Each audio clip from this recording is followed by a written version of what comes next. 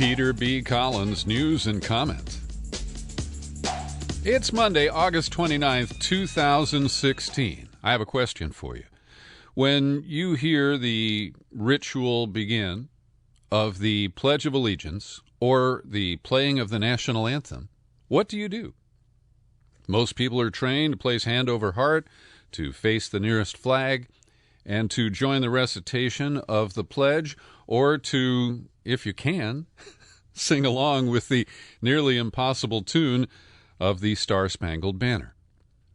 And on Friday, during the ritual performance of the anthem before a preseason NFL game, San Francisco's struggling quarterback, Colin Kaepernick, made a stand by sitting down. And it sparked a lot of controversy. The Twitter universe is alive with hate speech. And I'm not a big football fan. I followed the 49ers when they were champion material back in the 80s, and ever since they moved to this fancy new stadium that I can't afford to even park at, I've moved on. And I know a little bit about Colin Kaepernick. He had a great first season, and he hasn't lived up to expectations since. And he played football for the first time Friday night in 245 days or something like that because of injuries and, before that, poor performance. So he's an unlikely and an imperfect vessel for the speech of political protest. But he sat through the anthem and he said, "I'll continue to sit. I'm going to continue to stand with the people that are being oppressed. To me, this is something that has to change. When there's significant change and I feel like that flag represents what it's supposed to represent, this country is representing people the way that it's supposed to, I'll stand." Now, there are a lot of people who are microscopically examining this, and some people say that Colin Kaepernick is just doing this as a stunt because he wants to be traded to a team that will actually play him. And maybe that's true. And this is a guy who makes more than $11 million a year, and we have no knowledge that he has spent a dime promoting the causes that he now is sitting down in order to stand with people of color. Now, Colin Kaepernick is a biracial American, and I fully support his right to do this. And I'll tell you that my practice is I will stand respectfully, and silently. I do not recite the Pledge of Allegiance ever. And when it comes to the national anthem, I simply stand politely and allow it to happen. I don't sing along, and I don't do anything else. I'm not disruptive. I don't turn my back. But these are rituals that the Constitution gives us the freedom to choose participation in or not. And I will sit here and stand up for the right of Colin Kaepernick to do that. And I want to credit Scott Osler. He is a veteran sports columnist at the San Francisco Chronicle, and he separated himself from the jingoists, the Trumpers, and the nationalists, and the people who want to point a finger and say that, this is evil. And he responded to some of the Twitter comments and emails that he has received from NFL fans. One read, "American women and men are fighting and dying for Kaepernick's right to make $11 million playing or sitting pro football." Osler's rejoinder, "Kaepernick's protest is a distraction to..." I'm reading down the line here. "They're also fighting and dying for Kaepernick's right to express himself and to protest." And this is a very important point. I've seen this on Facebook a lot. It is a right. And when I saw one man who posted a picture of his son who was killed in the line of duty in Iraq and used his son's legacy to try to insult Colin Kaepernick. And I would argue that that son did give his life, probably for a lot of wrong reasons. But to suggest that it is an insult to dead veterans for someone to take the position that Kaepernick has, that's just bullshit. So the next quote from an email, "Kaepernick's protest is a distraction to his team. The media will besiege 49er players with questions about their protesting quarterback. And Osler responds, I will admit that the 49ers ownership and the front office have been distracted for maybe 15 minutes from their efforts to run a once successful franchise into the ground. I'm glad he kept a sense of humor here. Another Q&A here. If Kaepernick doesn't like America, why doesn't he leave? Well, he didn't say he doesn't like America. He said he doesn't like what's being done to some of its citizens. And here's a question back at you as we fall into a playground-style circular argument. If you don't like our Constitution and the right it gives citizens to protest, why don't you leave? And over at The Intercept, John Schwartz points out the real history of the Star-Spangled Banner, and something that I had never paid attention to. When you go to the deeper verses in the song, well, there's a real dark side to the Star-Spangled Banner. In fact, the third verse reads, or sings, no refuge could save the hireling and slave from the terror of flight or the gloom of the grave, and the Star-Spangled Banner in triumph doth wave, or the land of the free and the home of the brave. Well, the context for this is the War of 1812. And the British, in an effort to divide the Americans, hired a bunch of former slaves, promised them freedom, and they actually delivered it for many of them.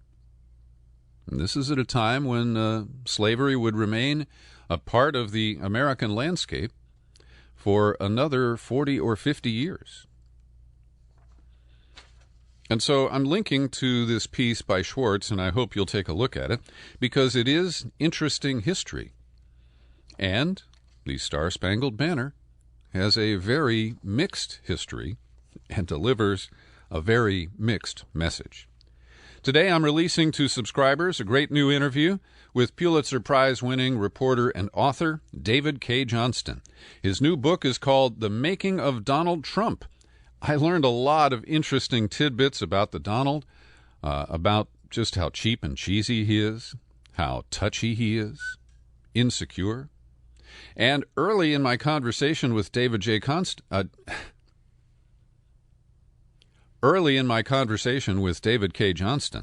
we touch on an interesting phone call that he got from the Donald to try to intimidate him about articles and this book that he's been writing. Well, he actually called about a magazine piece I was writing before I did the book for Politico, and it was an article that detailed about 24 of his massive, extensive business dealings and associations with mobsters, swindlers, con artists, Russian mobsters, and a major cocaine trafficker. And Donald told me essentially, I like some of the stuff you've written, Dave, but not all of it. And if I don't like what you write, I'll sue you. And I have to tell you, for the almost 50 years I've been a journalist, from covering the city council and the school board in Santa Cruz, California, in the 1960s to the White House, the only politician who has ever said, you better write it the way I like it or I'll sue you, is Donald Trump. Yeah, that's stunning. Now, his lawyers are pretty busy defending Melania these days, so you might be pretty far down the list, David. Well, I may be, but he's cowed every news organization around. And I'll tell you the proof of that. As you know, Peter, I've written stories accusing people of murder. I've exposed foreign agents. I've exposed spies, proved that the LAPD chief had officers sleeping with women to get political information. I mean, stories that had big impact. And this story for Politico magazine didn't have a single fact that hadn't been reported somewhere. Every part of it dealt with public records, court proceedings, regulatory proceedings. So it was all thoroughly documented, and yet it was the most heavily lawyered piece of my career. Maybe there was one piece that was more heavily lawyered, just one. Mm-hmm. It was ridiculous, the amount of lawyering it got, and that told me how much the publishers were afraid that Donald Trump would sue them. Now, he couldn't win by any means, but he could cost them millions of dollars in legal fees, as he has others, and that's what they were worried about. I encourage you to listen to the full interview with David K. Johnston. I'm releasing it to subscribers today at peterbcollins.com, iTunes, TuneIn, Stitcher, Spreaker, every place that you can hear the Peter B. Collins podcast. And in the next few days, we will announce the formal launch of our new outlet at YouTube, where the podcast will be available every day. There's a huge pool of people who use YouTube, and we're going to see if we can make it convenient for some of you or make it available to people who aren't currently listening. And I continue to appreciate the support of people who subscribe to this podcast. I was at the P.O. Box over the weekend. Bill and Robin Gilbert kicked in an extra $10 over their annual subscription renewal. I get the message. Thank you very much. Also, Anna Gordonier is a monthly subscriber, along with Mona Kobus. And Faith Peoples now has so many subscriptions, I can't keep track. I think she just took out a new annual subscription. Faith, you are a relentless, loyal supporter, and I really appreciate that. Hey, if you're not a subscriber, you know the drill. You go to peterbcollins.com, the pull-down menu there, and then you select Become a Subscriber. It takes you to the sign-up page. I've got bonus books for new annual subscribers who supply a mailing address in the continental U.S.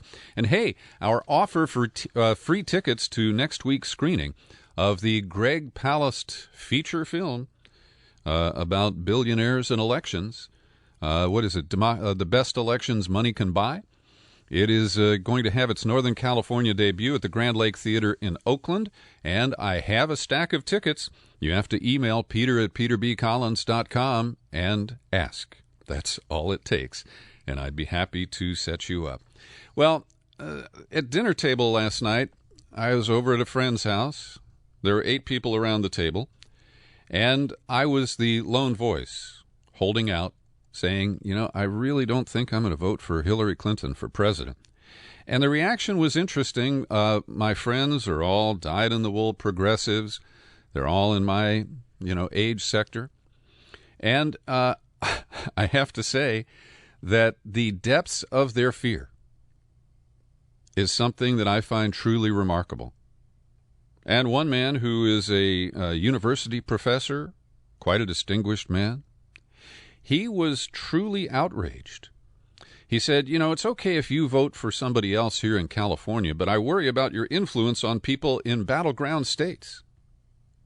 And he actually told me that I should not be sharing critical information with you about Hillary Clinton until after the election. Why? Because he believes we are in a state of emergency. That Trump is like Hitler. And that if you do not see it in these stark and really fearful terms, that you're not in touch with their version of reality. And I find this really telling. I don't have any hard feelings. I may have given some indigestion to my dining companions.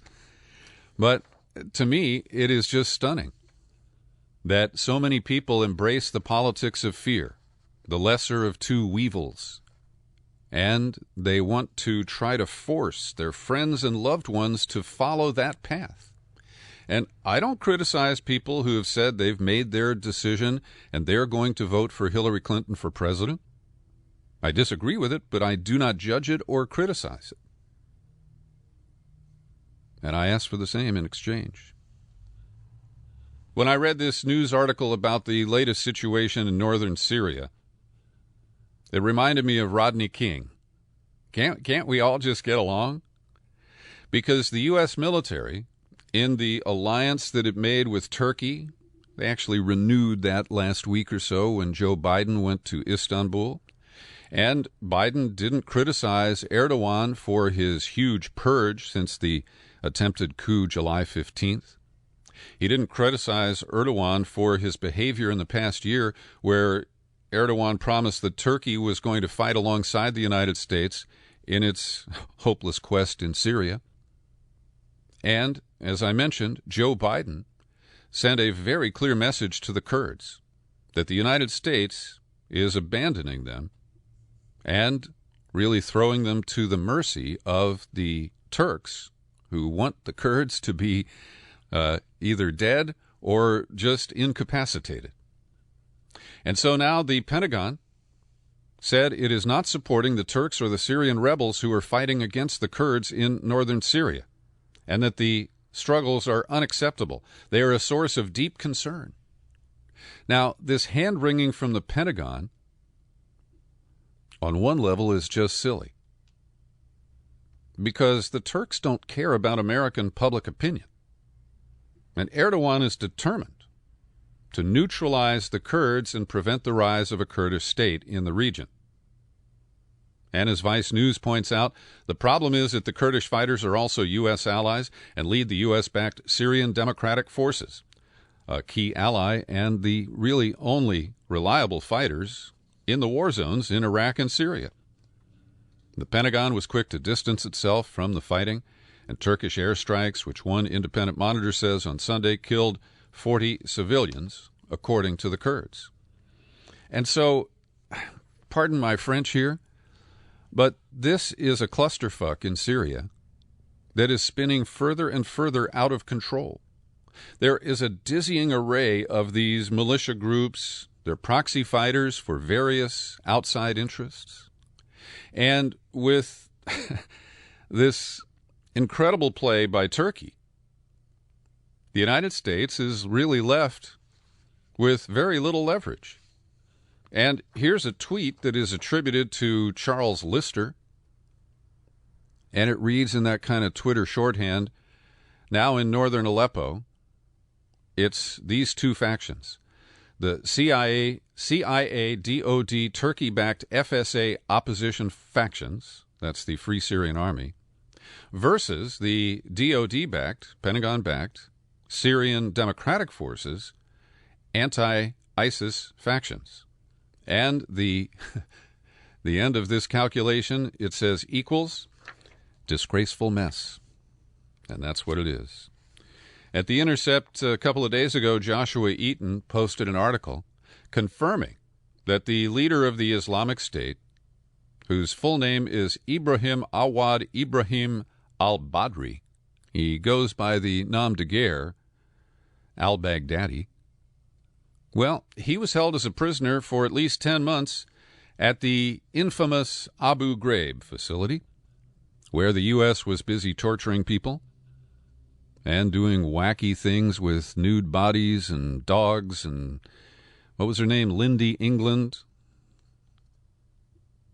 And so Abu Bakr al-Baghdadi, who has a detainee number that's too long to quote for you here, but the detainee number is the source of the code that shows he was held at Abu Ghraib. Now, they previously told us that he and others were at Camp Bucca, but now it is being confirmed that in February of 2004, al-Baghdadi, as he is now known, was transferred to Abu Ghraib, and he was held there for at least 8 of the 10 months that he was in detention. And it was during this period of time when the Sunni Baathists, who had been prominent in the government of Saddam Hussein and who comprised the minority population in Iraq, only about 20%, they were basically, just cleansed from the government by the occupying U.S.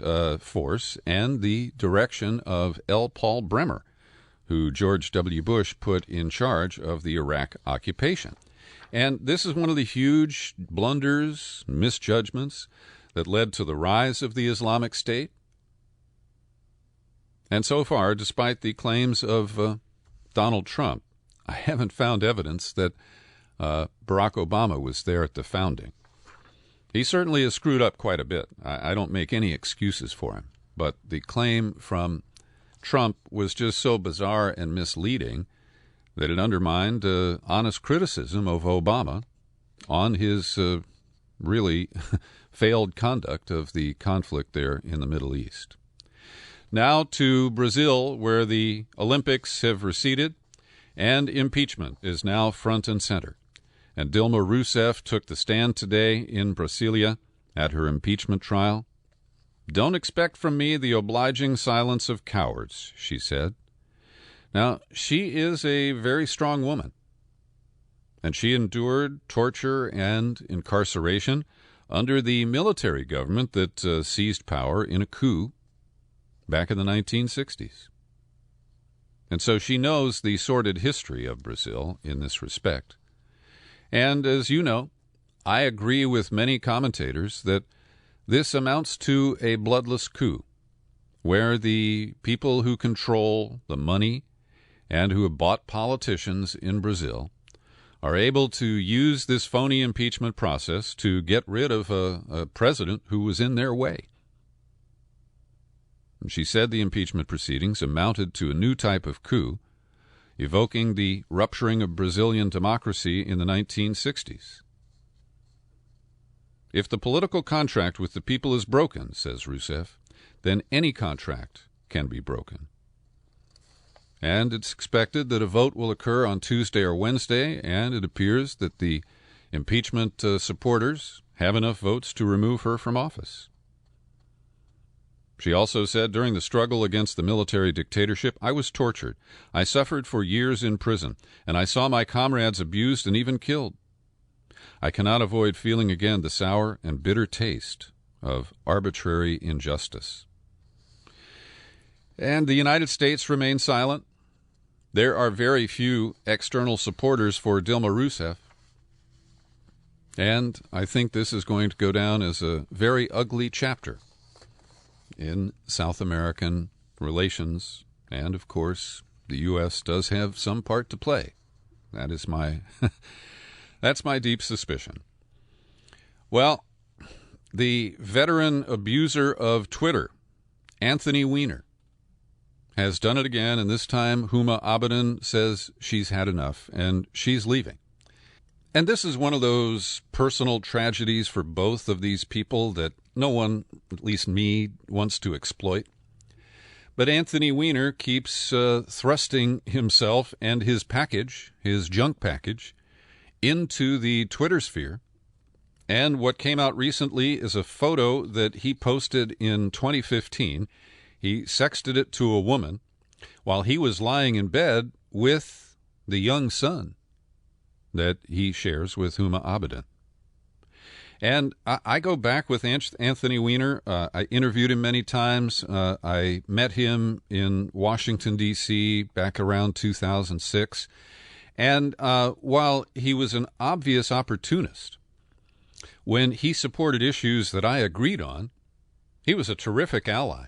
Very, clever, resourceful, knew how to work the system, knew how to work the media. But he is his own worst enemy. And this has has proven to be fatal to his marriage.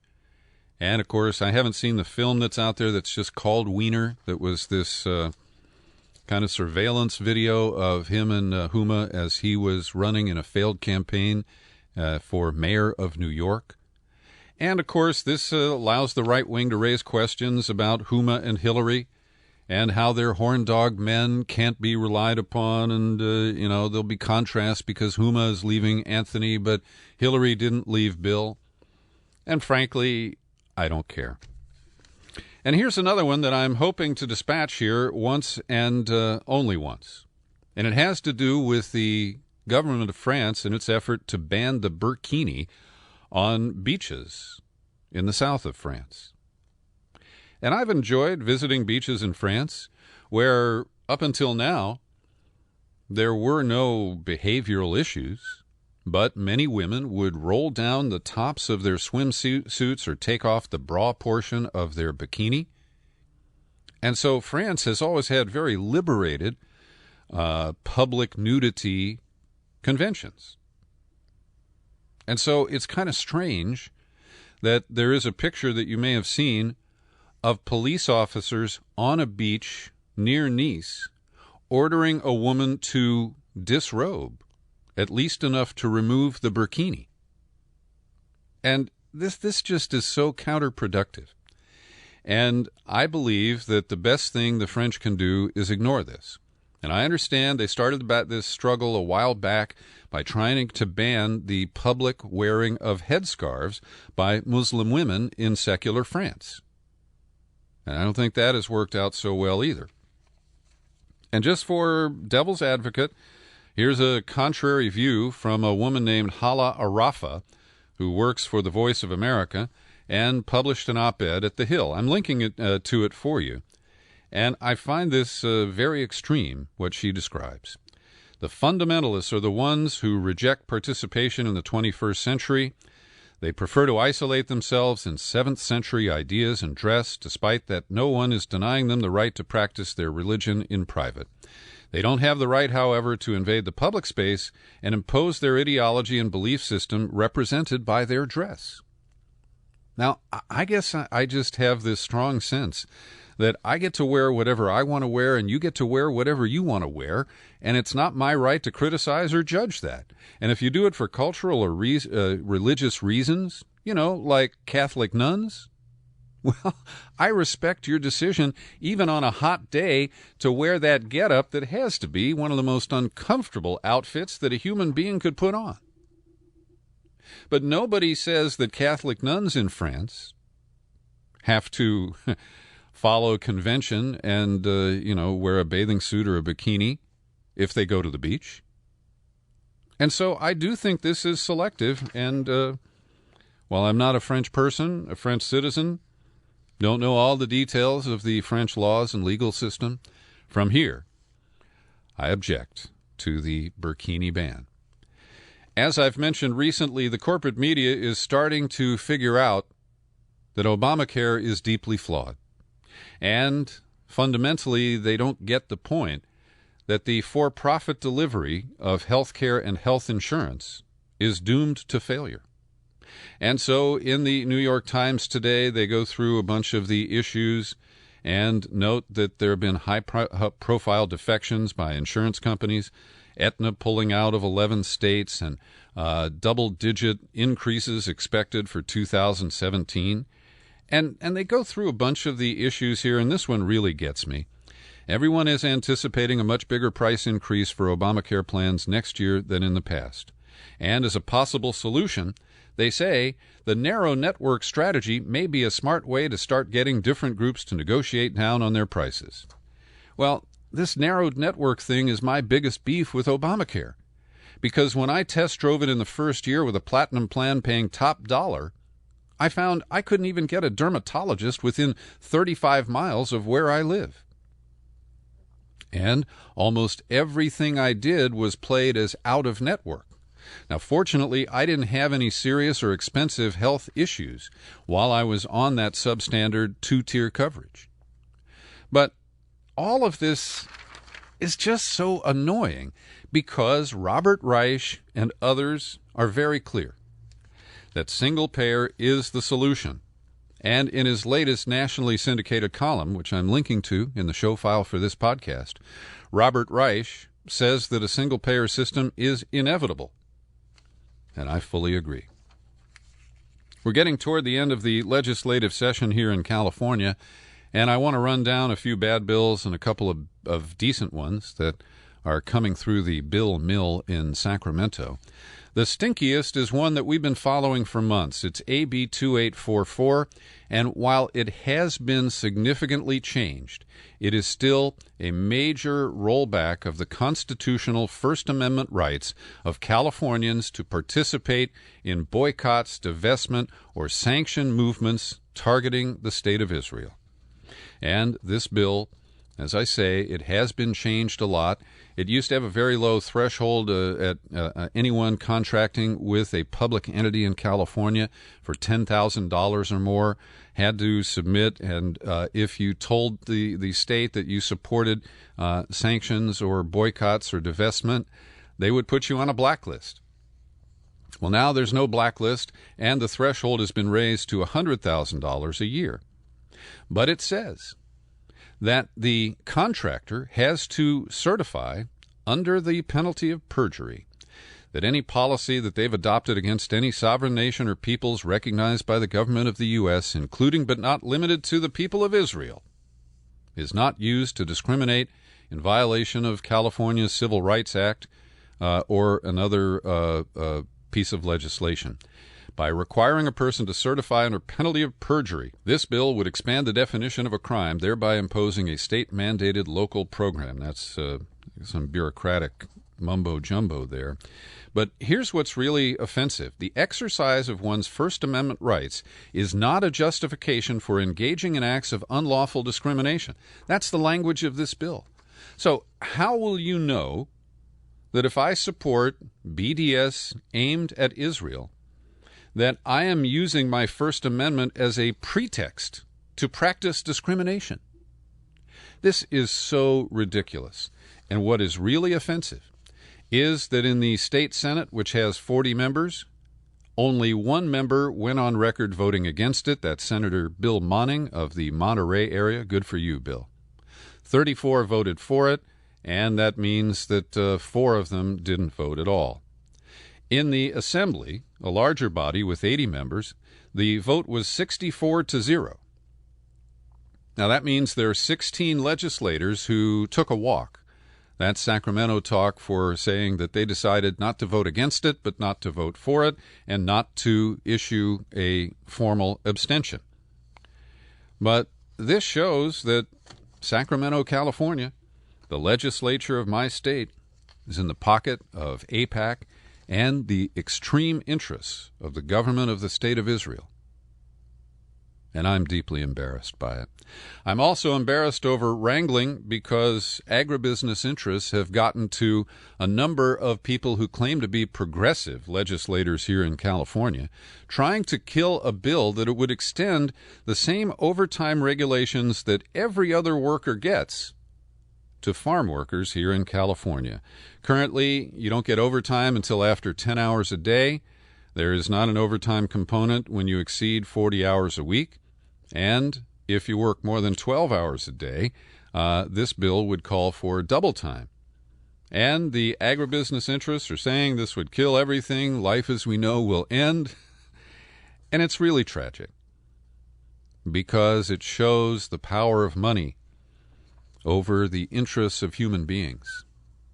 And that so many of our elected leaders who posture as progressive and, humanitarians really just follow the money, the bribery system that we call campaign finance. Governor Jerry Brown is promising to imminently sign 2 pieces of legislation that will extend our landmark climate change legislation, AB 32, until the year 2030, and that is a major breakthrough. Also, in a surprise move on Friday, Governor Brown signed a bill to block state funds for any coal shipping terminals in California. And this is a big surprise because Brown has been mute. He has not talked about this issue for 6 months. And it's because a good friend of his, who is a rich developer and with whom Brown is involved in some real estate partnerships, an Oakland businessman named Phil Tagami. Tagami was sponsoring this plan to ship coal by rail from Utah to the port of Oakland, where it would be loaded on ships and sent to China. And because of the coal dust and other environmental concerns that would afflict the city of Oakland, the city council took steps to block this. But they were ineffective because of the interstate nature of the planned coal shipments.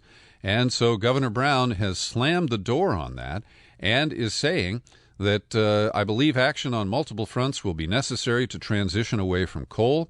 In California, we're divesting from thermal coal in our state pensions, shifting to renewable energy, and last year, coal exports from California declined by more than 1/3. That's a positive trend we need to build on. And Jerry, while you're at it, can you ban fracking in California? You've been a little absent from that fight. I want to thank John LaFrancois, who's a listener in Sacramento, who responded to a piece that I mentioned last week. It was a survey of 77 scientists, 76 of whom say they see no evidence of long-term efforts to modify the weather through cloud seeding or what is called chemtrails or geoengineering.